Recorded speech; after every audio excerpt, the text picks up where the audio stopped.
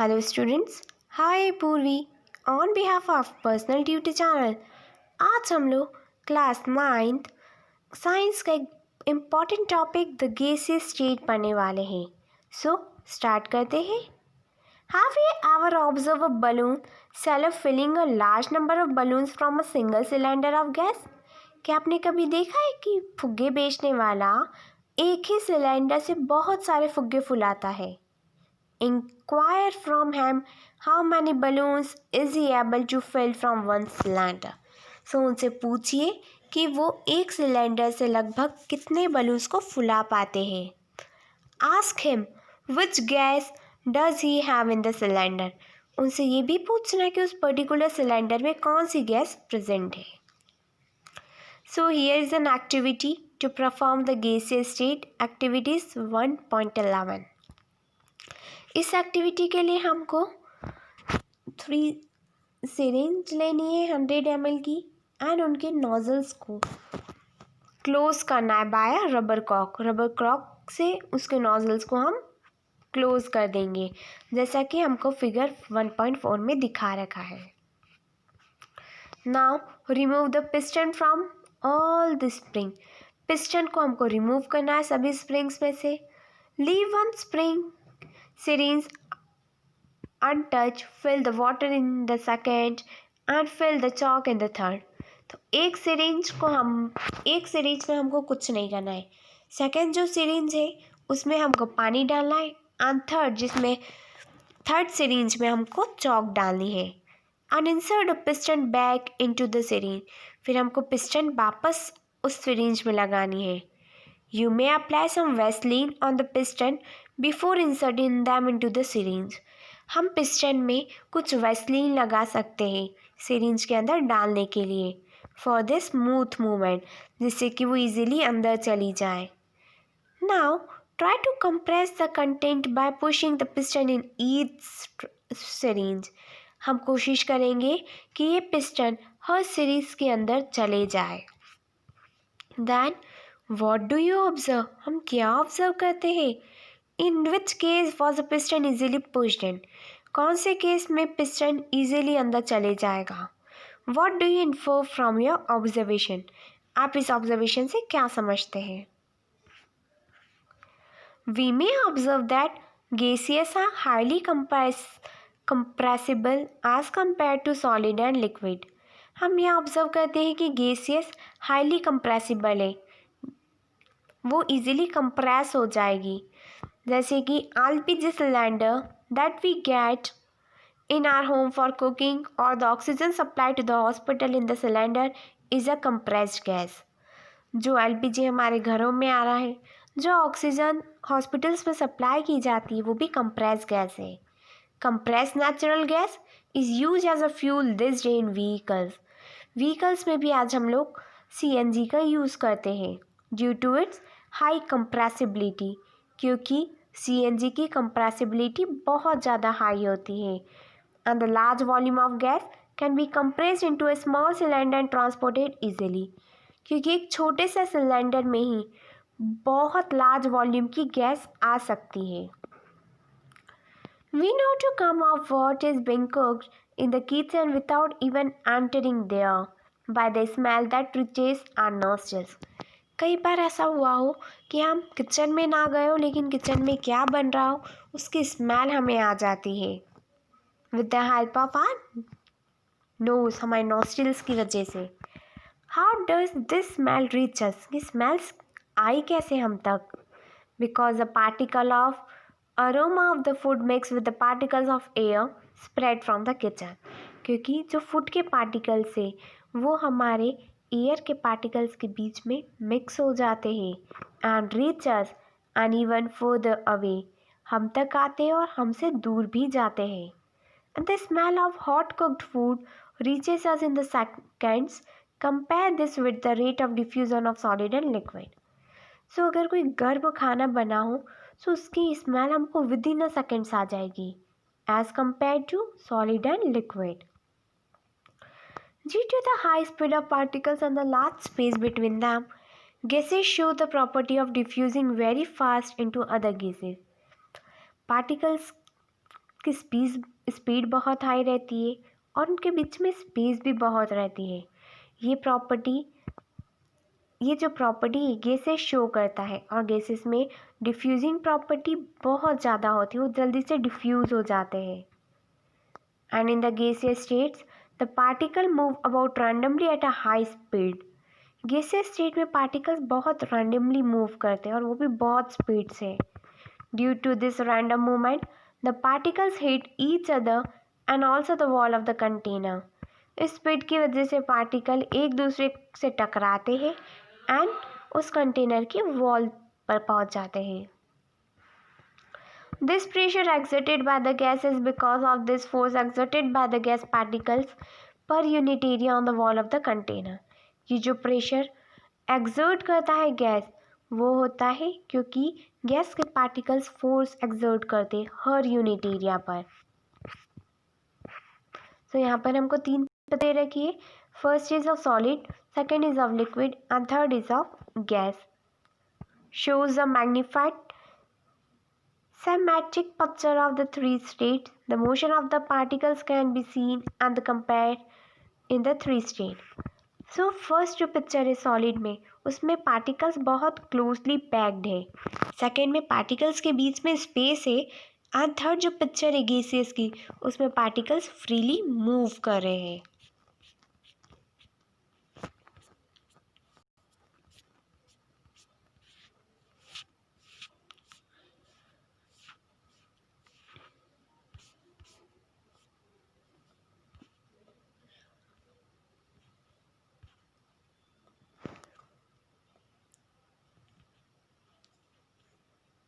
Hello students, hi Purvi on behalf of personal duty channel. आज हम लोग क्लास 9th साइंस का एक topic can matter change it's states पढ़ने वाले हैं। क्या मैटर अपना स्टेट चेंज करते हैं या नहीं करते हैं, वो हम लोग इस वीडियो में जानेंगे। We all know from our observation that water can exist in 3 states of matter. हम लोगों को ये पता है कि वाटर 3 स्टेट्स में पाया जाता है, एक सॉलिड स्टेट में, एक लिक्विड स्टेट में और एक गैसियस स्टेट में। सो जो सॉलिड स्टेट का वाटर होता है वो है आइस, जो लिक्विड स्टेट में है जिससे हम बहुत ही ज़्यादा फैमिलियर है, दैट इज़ वाटर। और जो गैसियस स्टेट में है वो है water vapour. So what happen inside the matter during this change of state. क्या होता होगा उस मैटर में, जब उस मैटर में ये चेंज होते हैं, जब उस मैटर का स्टेट चेंज होता है। What happen to the particles of matter during the change of state. उस मैटर के पार्टिकल्स के साथ क्या होता होगा जब वो स्टेट चेंज करते हैं अपना।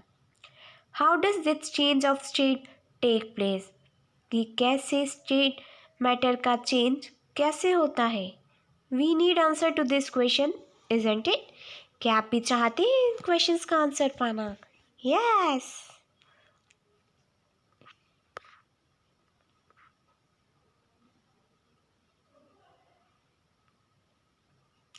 Hello students, hi Purvi on behalf of personal duty channel. आज हम लोग क्लास 9th साइंस का एक basic topic effect of change of temperature पढ़ने वाले हैं। टेम्परेचर का क्या चेंज है, उसका क्या इफेक्ट होता है। सो उसके लिए हम एक एक्टिविटी परफॉर्म करेंगे, एक्टिविटी 1.12। सो इस एक्टिविटी के लिए हम लोग लेंगे 150 gram of ice in a beaker.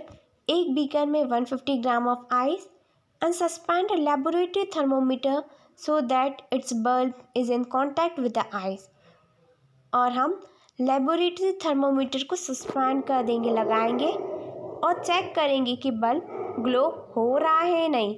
Bulb को उसके कांटेक्ट में लेकर आएंगे with contact to ice.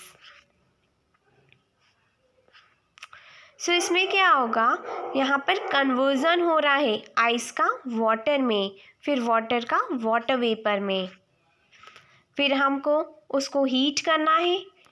Start heating the beaker on the low flame. बहुत लो फ्लेम पर हम बीकर को हीट करेंगे। Now note the temperature when the ice starts melt. हमें वो वाला टेम्परेचर नोट करना जब आइस मेल्ट होना स्टार्ट करेगी। Then note the temperature when all the ice has converted into water. फिर हमें वो वाला टेम्परेचर भी नोट करना है जब आइस वाटर में पूरी कन्वर्ट हो चुकी होगी। And then record your observation for the conversion of solid to liquid state. फिर हमें हमारा ऑब्जर्वेशन रिकॉर्ड करना है। ऑब्जर्वेशन कौन सा? जिसमें सॉलिड कन्वर्ट होगा लिक्विड स्टेट में।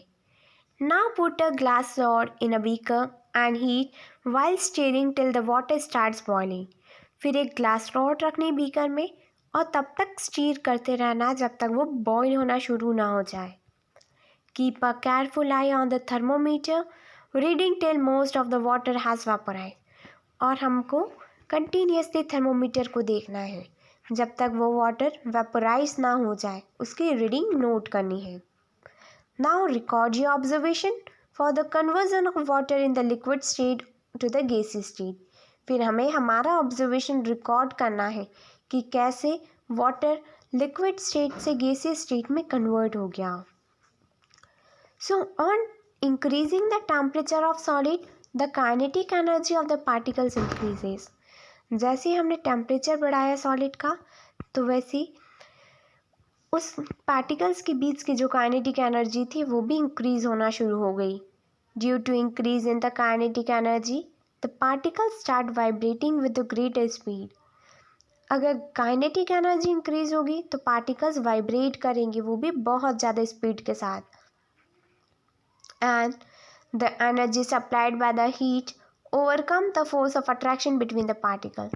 So जो एनर्जी सप्लाई हुई है हीट की, उसमें फोर्स ऑफ अट्रैक्शन होगा, वो अट्रैक्ट करेगी पार्टिकल्स, उनके जो पार्टिकल्स एक दूसरे के साथ अट्रैक्ट करेंगे।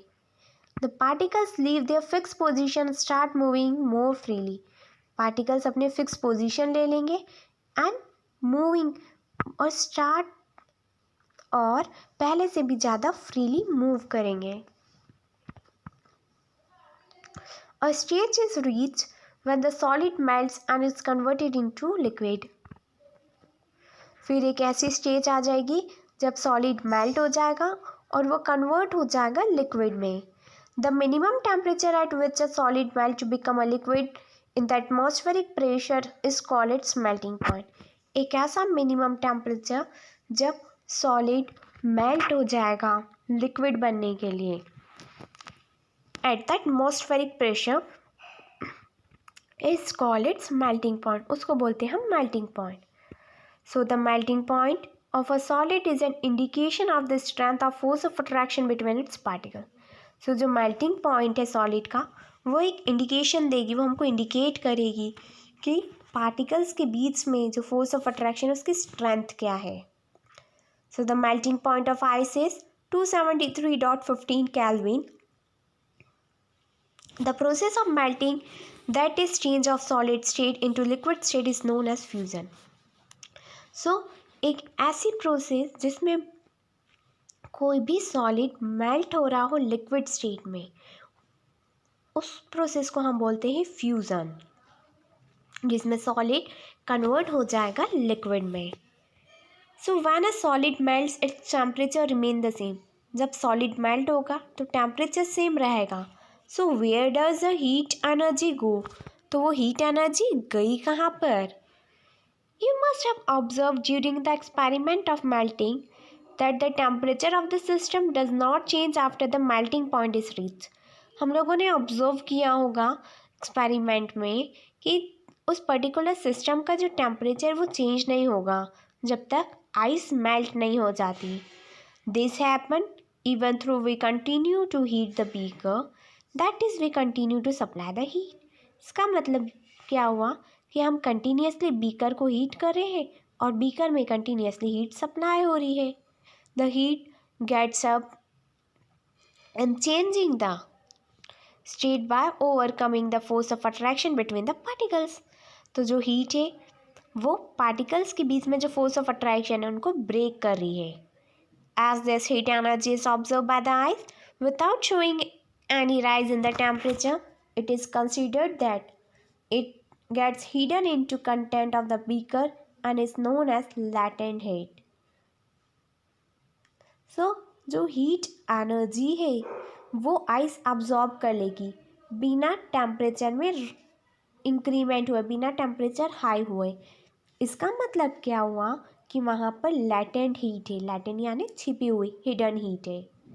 The word latent means hidden and the amount of heat energy that is required to change 1 kg of solid into liquid at the atmospheric pressure at its melting point is known as latent heat of fusion. Heat का एक ऐसा amount जिसमें हमको 1 kg of solid की requirement होती है, जिसमें 1 kg of solid convert हो जाता है लिक्विड में at its melting point. It's known as latent heat of fusion. So the particles in water at 0 degree Celsius have more energy as compared to the particles in the ice at the same temperature. So जो water के particles होते हैं 0 degree Celsius पर, उसमें ज़्यादा energy होती है as compare to the particles of ice at the same temperature. So I hope बच्चों कि आपको ये वीडियो पसंद आए, एंड अगर आपको इस वीडियो से रिलेटेड कोई भी क्वेरी है दैन मुझे कमेंट सेक्शन में ज़रूर कमेंट करके बताइएगा। Thank you, have a nice day.